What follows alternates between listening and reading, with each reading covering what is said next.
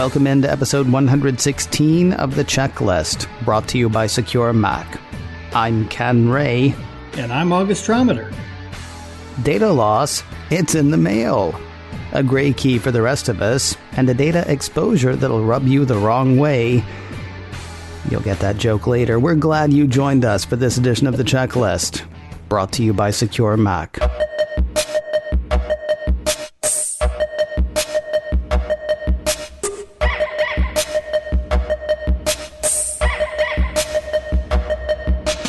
A holiday week is where news goes to die. Thanksgiving week 2018, last week, as we record this, word hit that the United States Postal Service had patched an API exploit that Engadget says would allow anyone with a USPS.com account to view other users' account details. That's roughly 60 million users, according to the report. The piece says the API was part of the USPS Informed Visibility Program, which is designed to help empower bulk mail senders with near real-time tracking data. Help empower, by the way, is a little bit flowery, as is bulk mail for that matter. If I'm reading that right, and I may not be, the Informed Visibility Program gives people who send junk mail near real-time tracking data. Yeah, the kind of thing that tends to annoy us online, but whatever. That's not the issue, and it's not even among the issues that we're talking about today. Problem is, continues Engadget, the API was programmed to allow any number of wildcard search parameters, enabling anyone who logged into the system and had a basic understanding of modifying parameters in the web browser console to pull up reams of data on other users. Everything from usernames and account numbers to physical addresses and phone numbers were there for the taking. Now, I do not have a basic understanding of modifying parameters in the web browser console. Can you demystify that a bit for us? Neither snow nor rain nor heat nor gloom of night nor a big gaping hole in your database security, right? I don't think right is the right word, but I see what you're saying. No, what it sounds like to me is this is all done via query strings in the URL. So anytime you see a URL that has a little question mark at the end of it and then a whole bunch of stuff, that's the query string. And a lot of APIs allow you to access different parts of data depending on what you put in the query string. So, for example, you might put USPS.com, the question mark, and then user ID equals 1. And that would bring up basic information on that particular user. And, you know, it gets a little murky because if they've documented certain things and allowed certain information to be exposed, that's one thing. But then what it sounds like to me is they really just didn't document that you could access pretty darn much anything you wanted to in their database. And if you knew what you were doing, you could go in and find all of that information, which if you're a bulk mail sender, you know, being able to track information about where you've sent your own junk mail is one thing, but being able to like pull information on 60 million users, so now you know where else you can send junk mail, to me that's really, really crazy. Wording on all this gets a bit, well, wordy. Engadget was working from a Krebs on security post. According to that one, the U.S. Postal Service just fixed a security weakness that allowed anyone who has an account at USPS.com to view account details for some 60 million other users, and in some cases to modify account details on their behalf. Man, the wording on all this stuff is kind of incredible. That same report says the flaw let anybody logged into USPS.com user query the system for account details belonging to any other users, such as email address, username, user ID, account number, street address, phone number, authorized users, mailing campaign data, and other information. It sounds like anyone means anyone, not just informed visibility customers. Is that your read? Yeah, I've got a USPS account and I haven't tried it, but or didn't try it while it was unpatched. But it sounds like I would have been able to access all of that information too. So, when I said big gaping hole in your database security, I kind of was serious. Yeah, I have one too. Sorry. It only occurred to me like halfway through writing this story was I like, oh yeah, hey, that's me. I'm one of those 60 million people. And I assume anybody, well, almost anybody with a post office box or anybody who's ordered stamps online or, yeah, any number of people. Well, not any number, 60 million, but, a large number of people, let's say. Nicholas Weaver, a researcher at the International Computer Science Institute, told Krebs, this is not even Information Security 101. This is Information Security 1, which is to implement access control. It seems like the only access control they had in place was that you were logged in at all. And if you can access other people's data because they aren't enforcing access controls on reading that data, it's catastrophically bad, and I'm willing to bet they're not enforcing controls on writing to that data as well. Is Weaver's worry alarmist or legit? Oh, it's so legit. Imagine if you could post back to the USPS servers and change data. You could change the addresses of people. You could change where a package got delivered. You could change, in this case, tracking data. So you could alter the tracking data to make it look like the package was somewhere else. This is a really, really big hole in the USPS security. And they say they've patched it. Let's hope that they have. Now, Krebs on Security says the flaw was first discovered more than a year ago by an independent security researcher who informed the mail service but never received word back until Krebs reached out week before last on the researcher's behalf. Now, we actually stumbled upon this story a few hours before we recorded last week's show, but I wanted to give it a few days to see, who said what and what steps, if any, the post office said people should take. Late in the day that all of this went down, which was the day before Thanksgiving, the USPS responded to Engadget, saying, we currently have no information that this vulnerability was leveraged to exploit customer records. The information shared with the Postal Service allowed us to quickly mitigate this vulnerability, as long as you don't count the year that they didn't do anything about it. I'll tell you, I'm reminded of a conversation about Apple security that I've had, specifically how Apple has a relatively small number of InfoSec people to whom it listens and to whom it responds, and it doesn't so much with others. Is it possible that the USPS ignored the first guy or gal but responded to Krebs because Krebs is Krebs? Yeah, this is really crazy to me. Somebody comes to you and says, by the way, did you know that your back door is completely wide open and anyone could walk in and steal your TV? And you just ignore it for a year? To me, that's just nuts. And it doesn't matter whether it's a stranger or somebody who has, real credentials. And in this case, it just sounds like they ignored the first researcher, the first person to point it out. It doesn't take that much for somebody to go, oh yeah, he's right. Let's close that hole. And they didn't. And that's just really, really hard for me to understand.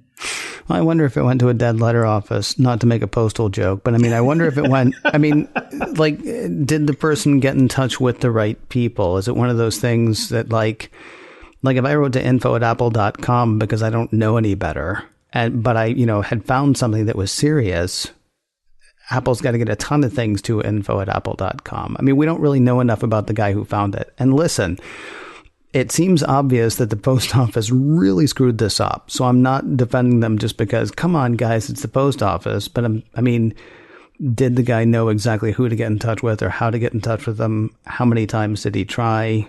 Because, I hear what you're saying, and I absolutely agree with what you're saying. If somebody comes to you and says, hey, your back door's open, that's one thing. But if 100,000 people come to you in a month and say, hey, your back door's open, and it never is, do you see what I mean? I feel like we don't necessarily know enough about everything that goes on there, although I don't think at the same time, probably you don't say, oh yeah, we were right on top of this.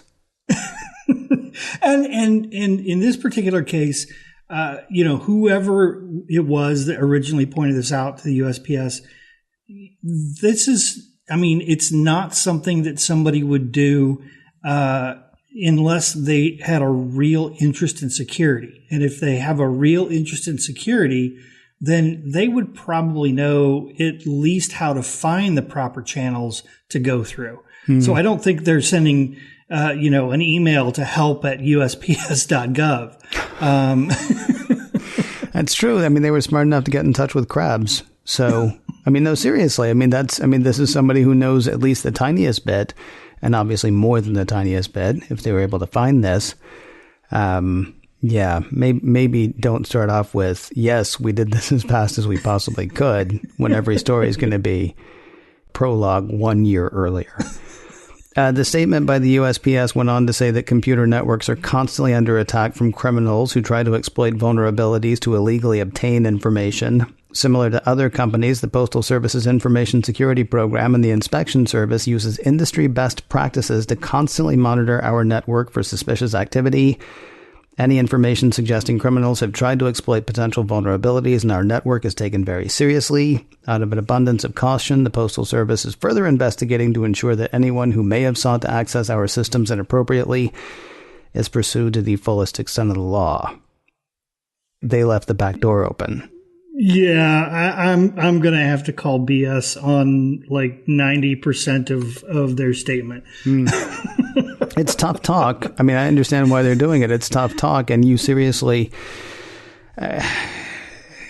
government agencies are under attack all the time on all sides. Are they doing their job right? Should they be doing better? Should they be doing worse? I definitely understand why the post office wants to come out and say, not only were we on this within moments, but seriously, there's nothing to worry about, because you don't want people to lose faith in the mail.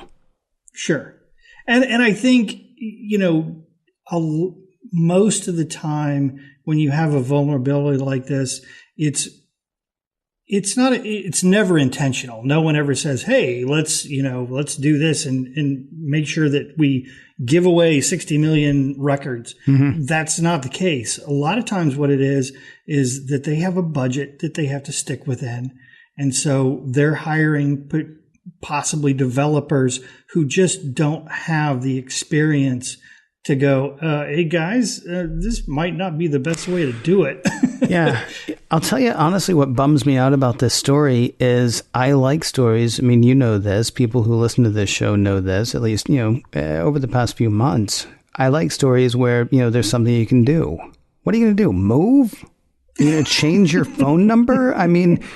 Hopefully nothing bad comes of this, but this is worse than a lot of the things that we've, talked about before, because you can't change the password to where you live. You can't change the password to what your phone number is. At the same time, okay, so it wasn't credit card information. Nobody's going to go out and spend however much. But, this is a ton of information that you wouldn't want everybody online to have that was apparently accessible to almost everybody online.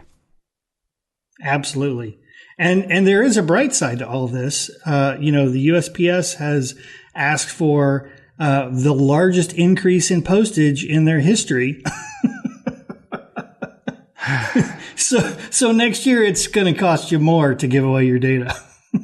All right. I hear what you're saying, but I still love my letters, man. I still love the mail.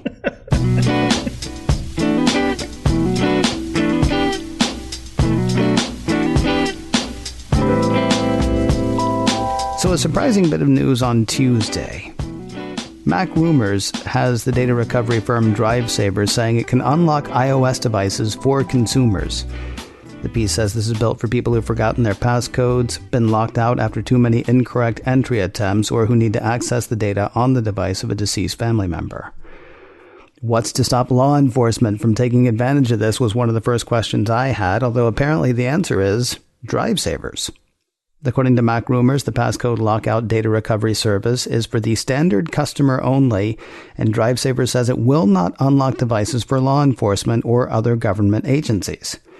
Prior to unlocking a device, DriveSavers verifies ownership during all phases of the recovery process and requires a legal authorization form with customers required to provide specific information before data access is provided.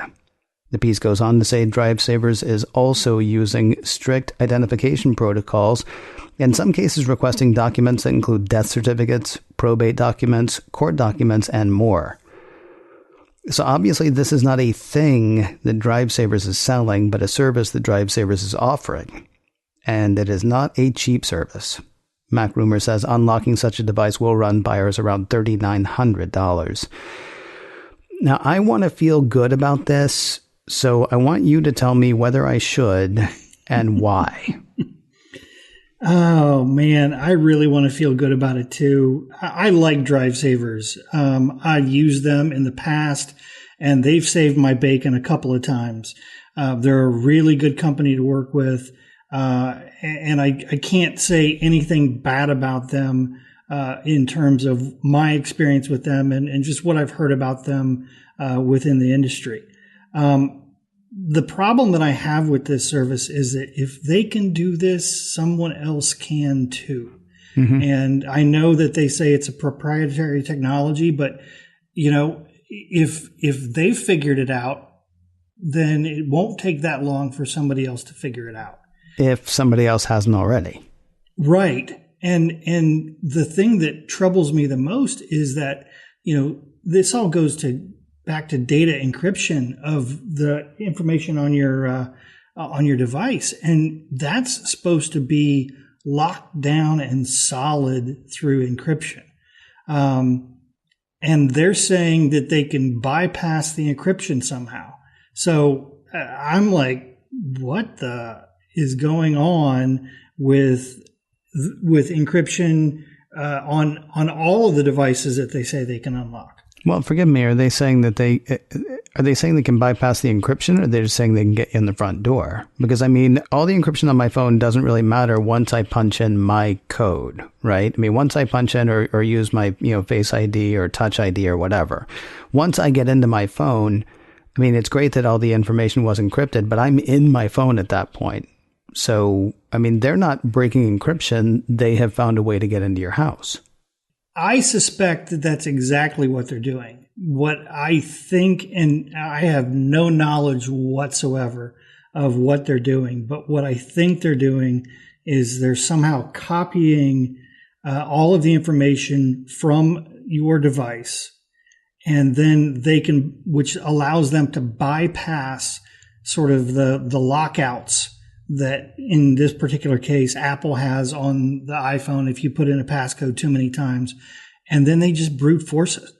And I think that that's what's happening. But I really don't have any information on that.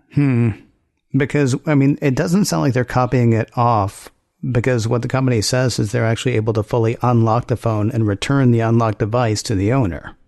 So unless they're getting everything off the phone, they're reading all the information, then wiping your phone and then putting it back on there and then sending it back to you. It sounds like, because according to one of the reports I read, I've got it here, there's actually an option to back up the phone's data to an external device and have that returned to the person as well. But they're not saying anything more about it, which makes sense. You don't want them to say, okay, we're going to tell you most of how we do it, but we're not going to tell you the last step, because that just tells good guys, bad guys, all the guys and gals for that matter, hey, here's the direction I need to go if I'm going to do this thing. Speaking of which, you mentioned the proprietary technology thing. DriveSavers says it's using new proprietary technology to recover data from passcode locked devices, a service that's previously been limited to law enforcement agencies and unavailable to the average consumer. See, a couple of things make this surprising. First of all, they are offering this service for Android, Windows, BlackBerry, and iOS. That's one thing. Is there any way the same solution could be working on all four platforms, or is this just an indication that they've got all four platforms locked down or opened up, as the case may be? Yeah, I think every manufacturer has its own way of doing things. And again, it's really hard to know what they've got going on internally. Mm-hmm. By the way, I think it's funny that you say that this is available to the average consumer, considering it costs $4,000. Well, my point though is it's not. We've heard sure, about. No, I get it. Well, I mean, like GrayKey, for example. GrayKey, which we talked a lot about on, checklist number 88. GrayKey's Anatomy, which was a lovely title for that show. They did the whole brute force thing that you're talking about, but it was only government organizations. I mean, it might have been police forces. It might have been other countries. We don't really know a lot about who was using GrayKey, but you couldn't call GrayKey and say, hey, listen, I wanna, right? You can, I mean, to a point with Drive Savers, although then they want, proof that it's actually your phone, and they want, more proof and more proof and more proof. Or if it's somebody else's phone, they want proof that that person has passed away. Reports indicate that iOS 12, of course, broke GrayKey, or broke its ability to break into iPhones, or, to gain full access anyway. I mean, that's the other thing that makes the Drive Savers thing so weird. I mean, GrayKey was the boogeyman. They were the one about which we knew. And now all of a sudden, here's this other thing that, I mean, as you say, not cheap, but, I mean, depending on the circumstances, not inaccessible either. I'd love to be a fly on the wall in Cupertino when this news story broke, because, I'm sure they're not happy about this. Yeah, no doubt. What does their consumer-facing approach indicate to you? I mean, to me, it sounds like they're not worried about law enforcement, because it's weird to me that Drive Savers came out and said, hey, look what we can do, and we're not going to do it for Barney Fife. We're not going to do it for local law enforcement. We're not going to do it for state law enforcement. We're not going to do it for federal law enforcement. We're not going to do this for law enforcement. We're going to do this for people who need it. I mean, there must be lawsuits already from various organizations saying, yes, you will. Yeah. And at the same time, they don't seem to be afraid of Apple, because they're advertising, hey, guess what we can do? I mean, there's something brazen about it that, okay. Well, it certainly falls within their sort of bailiwick in terms of just their name, Drive Savers. They're saving all of the information on a drive. Mm-hmm. So it definitely is part of their business model. I think their stance on device ownership or proof of somebody being deceased, I think that's awesome. And I have no doubt that they are going to try and adhere to that. I don't know what their internal controls are, and I don't know who's in charge of monitoring to make sure that they only do that for those clients. But the fact is that, I've always said, if you put $100 bill on a table in a room full of honest people, and you leave those honest people in that room long enough, sooner or later that $100 bill is going to disappear. And I kind of feel like if these guys have a key, how many zeros does it take for them to go, we'll waive the birth certificate thing, And I'm not saying that they would do that as a company, because, they seem to be a very up and up company. And I'm not trying to cast aspersions against them, but everybody has their price. It's just a matter of how many zeros are at the end of the number.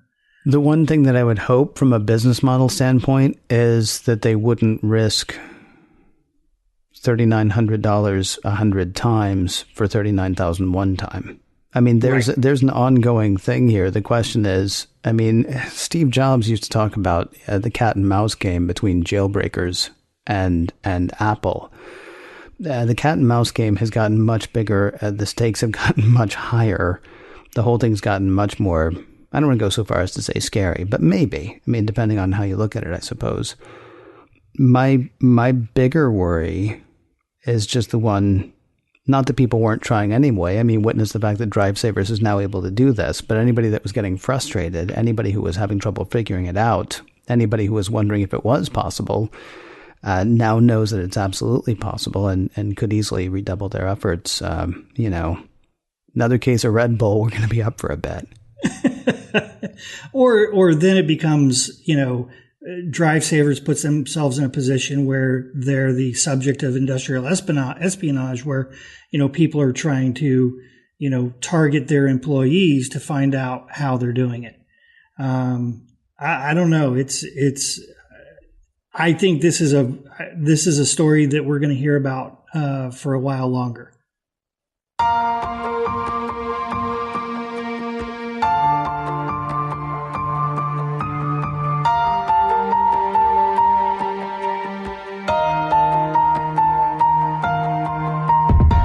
The payoff to the punchline in just a moment, but first, a word about MacScan 3 from Secure Mac. These are the people that we've been telling you about. Well, the people. I mean, it's Secure Mac, so you know who the people are. MacScan 3 basically protects your Mac because bad guys are targeting Macs more than they ever have before. MacScan 3 is a great defense against malicious software attacks aimed at your Mac. It's developed by Secure Mac, trusted names in computer security, and developers of exceptional security software for the Mac for well over a decade. MacScan 3 detects and removes Mac malware, catches keyloggers, removes tracking cookies, and provides full-range or targeted scanning, all without crowding up your hard drive or slowing down your computer. Say goodbye to worry and hello to security with MacScan 3 from Secure Mac. Sign up for a free 30-day trial today at securemac.com/MacScan. That's MacScan 3 by Secure Mac. Your 30-day free trial is waiting at securemac.com/MacScan. We wrap the day with a story with so many wrongs. A piece from TechCrunch says, Urban Massage, a popular massage startup that bills itself as providing wellness that comes to you, has leaked its entire customer database. The database is offline now, though before being secured, the piece says the company had exposed more than 309,000 user records, including names, email addresses, and phone numbers. The piece says the database also contained over 351,000 booking records and more than 2,000 records on urban massage therapists, including their names, email addresses, and phone numbers. TechCrunch says London-based Urban Massage, which is now just called Urban, left its Google-hosted Elasticsearch database online without a password, allowing anyone to read hundreds of thousands of customer and staff records. Anyone who knew where to look could access, edit, or delete the database. And if you're wondering how anybody would know where to look, security researcher Oliver Huff found the database through Shodan, a search engine for exposed devices and databases, and told TechCrunch of the exposure. Now, if what the USPS did was Security 1 versus Security 101, am I right in thinking that this would be Security -1? Oh my goodness. Yeah, it's definitely Security -1. If I remember correctly, Elasticsearch, as a kind of a basic install, doesn't require a password. So this to me sounds like a startup who said, okay, well, we need a database. And so they threw up a database and, well, okay, that works. So let's move on to the next thing. And no one bothered to think about securing it at all. That's very... TechCrunch says it's not known how long the database was exposed or if anyone else had access or obtained the database before it was pulled, though they think it was exposed for at least a few weeks. The report also says how the data came to be exposed remains a mystery, but the severity of the data is serious and the repercussions could be significant. Because the company falls under the new European-wide GDPR rules, Urban may face steep financial penalties of up to 4% of its global annual revenue. Well, they're Brexiting though, aren't they? Sorry. So just hold on just a little bit longer and Urban might be okay. I know the piece says, how this happened remains a mystery, but how does something like this happen? I mean, I think you just said a minute ago, you have the option of not having a password. I mean, is it really that simple, or might it have been left unprotected? Because the one thing that's confusing is they say at least for a few weeks. I mean, is it possible that somebody disabled the password for the sake of expediency? Or, I mean, what would that be? It's possible, but a lot of these databases, especially the more modern ones, they try and position themselves as APIs and databases at the same time to make it very easy for you to query the database to get the data that you want sort of as an API. So you don't need an additional server for your API.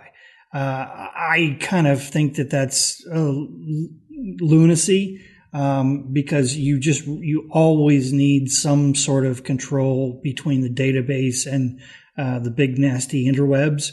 You look at the USPS thing. They did the same. It's almost like they were doing the same thing practically. You were just being able to query data directly. And you really need kind of a layer in between to make sure that you're checking access, you're checking whether or not a certain kind of data should go out. Passwords, for example, should never be sent out in a database query, ever. Not as part of an API anyway. And so this to me just sounds, it's just really, really bad design. It's tech debt. And they realized it when somebody called them on it, and they said, oh, crap, we need to secure this with a password. While this sounds like a raw deal for consumers, Karma may have decided that some of them deserved a raw deal. Quoting TechCrunch one last time, among the records included thousands of complaints from workers about their clients. The records included specific complaints from account blocks for fraudulent behavior, abuse of the referral system, and persistent cancelers. But many records also included allegations of sexual misconduct by clients, such as asking for a massage in genital area and requesting sexual services from therapists. Others were marked as dangerous, while others were blocked due to police inquiries. Each complaint included a customer's personally identifiable information, including their name, address, and postcode and phone number. So aside from not being a bore or not being wildly inappropriate, I mean, what could anybody have done here? Because here's the thing. We're talking about those guys. I'm going to assume they're mostly guys, if not all guys. We're talking about those guys, and they sound like jerks. And so part of you is almost like, well, good. But I mean, there were also probably people in that database who, were just, I've been on a plane all day. Right. I've been on a plane all day and I want a massage. I mean, look, I knew somebody long before the internet. I knew somebody who she had her name with all the concierges in Boston. And when somebody wanted a massage and didn't want to be bothered, celebrities, things like that, they would call the front desk. The front desk would call my friend, and that would happen, right? I mean, this is legit. It's easy to make jokes about, massage services and all that stuff, but I mean, this could be legit.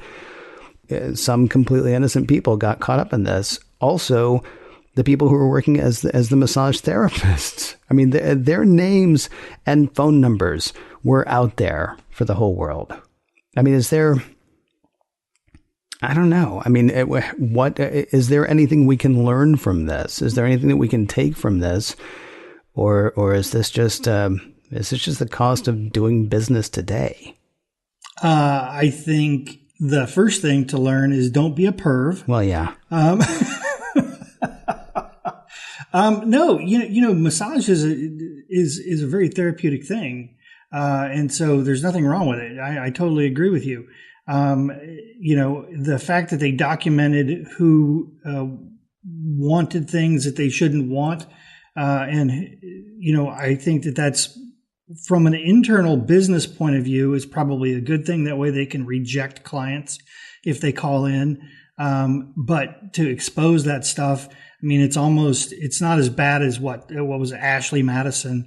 But, if some of these names and numbers got out to people, it ruins lives. It really does. And that's not a good thing for anybody. Well, I mean, I'm really more thinking about the other way, because, I mean, seriously, there is a dark part of me that's like, I'm fine with these guys getting exposed. I mean, don't be that. Somebody's just trying to do their job. They should not be harassed by you. I don't really think that should happen. I'm not on a program of, we should out all the bad guys because, I mean, who knows and whatever.